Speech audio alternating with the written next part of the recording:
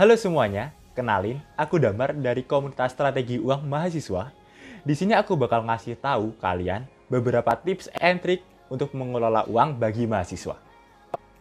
Beberapa saat lagi, beberapa universitas di Indonesia akan segera mengadakan kuliah tatap muka. Maka dari itu, akan ada beberapa dari kalian akan merantau ke daerah di mana kalian berkuliah nanti. Nah, tentu ketika kalian merantau nanti, akan menemukan banyak pengeluaran-pengeluaran yang terjadi, seperti pengeluaran untuk kebutuhan sehari-hari, makan, minum, pengeluaran untuk kos, listrik, dan lain-lain. Nah, untuk mengantisipasi masalah yang dapat terjadi, seperti pengeluaran yang berlebihan, diperlukan ilmu-ilmu mengenai cara mengelola uang dengan baik. Nah, di Indonesia ini masih banyak orang yang masih belum mengetahui banyak tentang pengelolaan uang secara baik dan benar, seperti Falah. Penasaran dengan kisah Falah? Yuk simak berikutnya.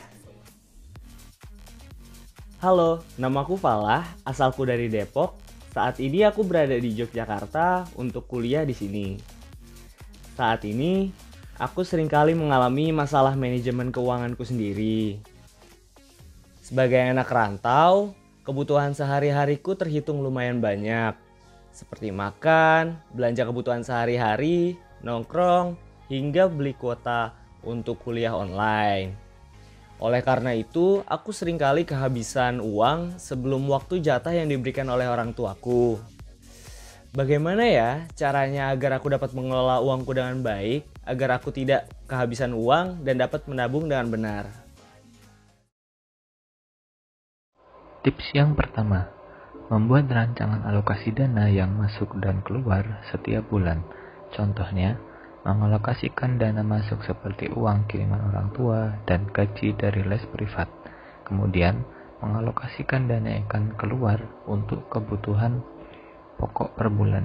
Misalnya, untuk membeli bahan makanan, membeli kuota internet untuk belajar dan kuliah, membayar kos, dana darurat jika dibutuhkan, dan jika sisa untuk menabung. Kemudian, rencana alokasi dana tadi bisa dibuat dalam bentuk tabel di aplikasi seperti Excel dan Google Spreadsheet yang bisa diakses kapanpun dan dimanapun. Tips yang kedua, mencatat pengeluaran tiap hari di platform yang terhubung dengan semua device kamu. Misal, kamu hari ini di siang hari membeli makanan ringan dan minuman, kemudian malamnya kamu membeli bakso pentol karena lapar, maka kamu bisa mencatat pengeluaran tersebut di aplikasi Sheet yang terhubung di semua gadget kamu, seperti di laptop maupun HP. Dengan cara seperti ini, kamu bisa mencatat dan tahu untuk apa aja uangmu digunakan secara praktis dan efisien, karena kamu bisa memantau dan mengisinya kapanpun dan dimanapun, bahkan sambil rebahan sekalipun. Dan kamu bisa mengisinya kembali setiap hari ketika kamu membeli sesuatu apapun. Tips yang ketiga, buat skala prioritas. Jika sering diajak nongkrong oleh teman-teman Anda, maka buatlah skala prioritas. Skala prioritas sangat penting dalam menentukan kamu berhemat atau tidak. Tentukanlah skala prioritas mana yang akan kamu ikuti dan mana yang akan kamu tolak. Dalam hal ini, akan terjadi sebuah pengorbanan kegiatan yang dilakukan, semisal menolak ajakan teman untuk menongkrong. Kalaupun memiliki waktu luang untuk menongkrong, sebisa mungkin memilih menu makanan yang sesuai dengan budget. Sesuaikan juga tempat tongkrongan untuk berhemat, semisal angkringan dan burjo.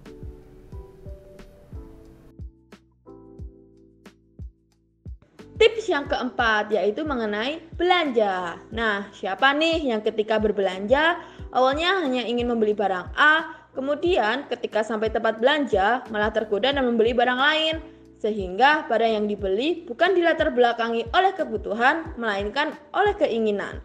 Nah, untuk mengatasi hal tersebut, lakukanlah langkah-langkah berikut, yaitu dengan menyusun list barang yang ingin dibeli sebelum belanja. Nah, jadi nih teman-teman pikirkan dulu nih kira-kira mana barang yang dibutuhkan dan kemudian Catat dan susun daftar barang tersebut. Dan teman-teman tahu nggak sih keuntungan adanya list ini tuh apa aja? Keuntungan adanya list selain membuat teman-teman meminimalisir terjadinya belanja barang yang tidak dibutuhkan, juga membuat teman-teman ingat barang apa aja yang ingin dibeli.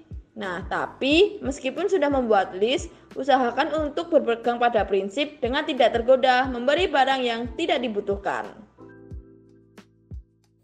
Tanpa disadari, salah satu pengeluaran terbesar setiap bulan adalah untuk makan. Kenapa? Karena makan adalah salah satu kebutuhan pokok manusia. Makan adalah hal yang bukan menjadi permasalahan. Tetapi, jika setiap makan kita pergi ke warung atau restoran, hal tersebutlah yang menjadi permasalahan. Sebagai mahasiswa, kita perlu bijak dalam mengelola keuangan. Jangan sampai uang kita habis hanya untuk makan di restoran. Agar bisa memangkas pengeluaran besar tersebut, kita bisa memaksimalkan fasilitas kos atau kontrakan yang terdapat dapurnya untuk memasak makanan kita sendiri. Dalam memasak makanan sendiri, kita juga perlu memperhatikan harga bahan makanan dan keawetan bahan makanan tersebut.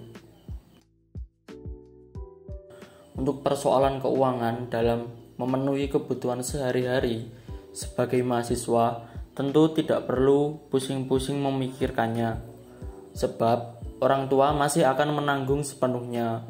Namun, masalahnya uang saku yang diberikan orang tua seringkali kurang mencukupi kebutuhan bulanan. Disinilah kita dituntut untuk bisa mandiri. Oleh karena itu, kita perlu berusaha sendiri agar bisa bertahan saat uang saku kita habis. Untuk menambah pemasukan, bisa dengan mengikuti kerja part-time, mencoba peluang bisnis dengan berjualan, menjadi tutor, atau mulai berinvestasi. Tetapi, aktivitas-aktivitas tersebut jangan sampai menghambat perkuliahan kita juga. Oh, jadi bisa kusimpulkan, untuk dapat mengelola uang dengan lebih baik, aku perlu yang pertama, merancang alokasi dana, yang kedua membuat skala prioritas, yang ketiga membuat list belanja, yang keempat memaksimalkan fasilitas kos yang ada, dan yang terakhir menambah pemasukanku sendiri. Oke deh, mulai hari ini aku akan mulai membangun kebiasaan-kebiasaan itu agar aku dapat memanage uangku dengan lebih baik ke depannya. Nah, itu tadi informasi yang dapat kami berikan. Semoga teman-teman di sini dapat terbantu dalam mengelola keuangannya. Salam sehat, sampai jumpa di lain waktu.